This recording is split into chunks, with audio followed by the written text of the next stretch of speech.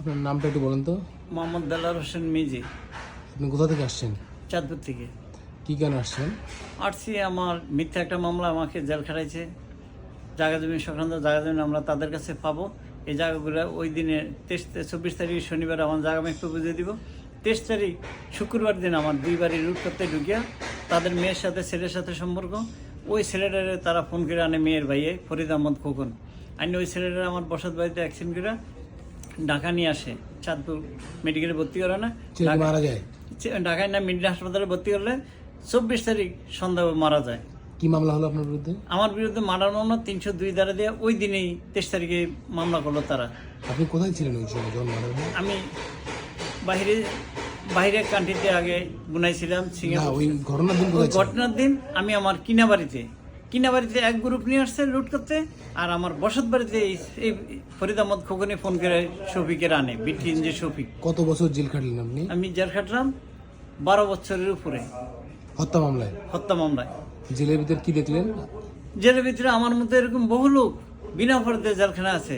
চাঁদপুরের একটা ছেলে বাবুল সেহার পিতা মতিন সেহার, তার স্ত্রী অগ্নি নিজের গায়ে নিজে আগুন দেওয়া মানে আহত হয়েছে, পরে সে মেডিকেলে মারা গেছে।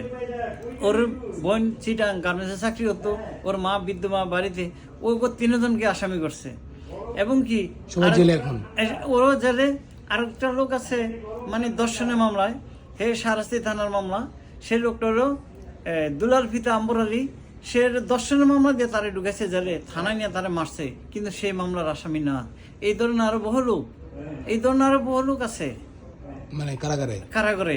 তবে এরকম তো সকল কারাগারে আছে বাংলাদেশের।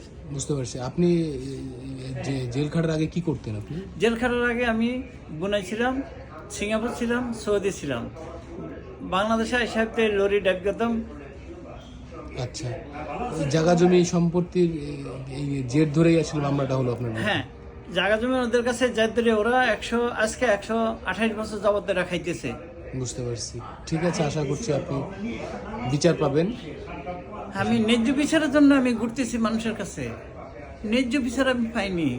আমি কোর্ট সারেন্ডার করে তারপর আমি কোর্ট থেকে জামিন নিতে পারিনি। চাঁদপুর নিম্ন আদালত থেকে আমি 3বার জামিন পেয়ে একবারও দেয়নি।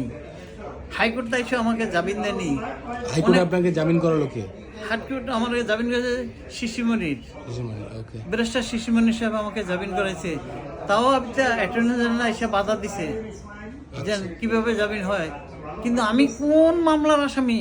অ্যাটর্নি জেনারেল এখানে এটা দেখলেন, বাধা দিতে পারলেন, সে কি আসামি কি না সেটা দেখতে পারলেন না।